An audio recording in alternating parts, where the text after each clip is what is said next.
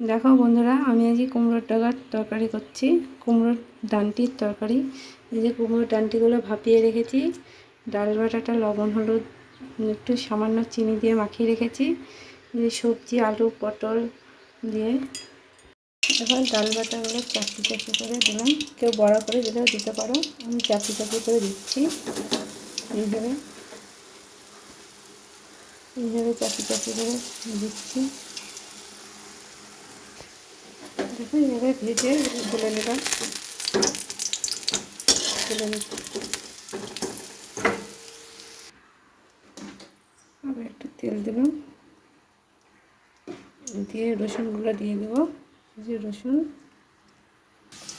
রসুনগুলো দিয়ে সবজিগুলো দিয়ে দেবো। যে সবজি এর মধ্যে লঙ্কাও দিয়ে আছে,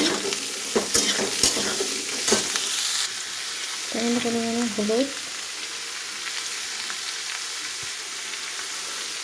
লবণ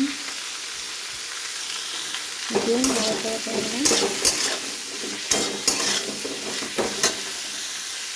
এবার কুমড়ো সিদ্ধ করা কুমড়ো ঢাকানো যে সিদ্ধ করা কুমড়ো ডোবাগুলো দিয়ে দিলাম।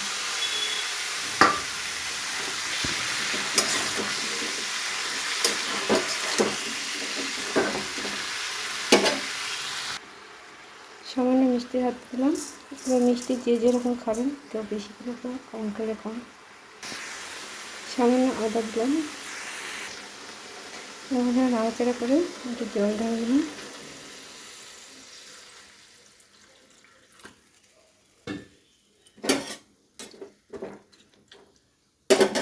এবার চাপড়িগুলো দিয়ে দেবো।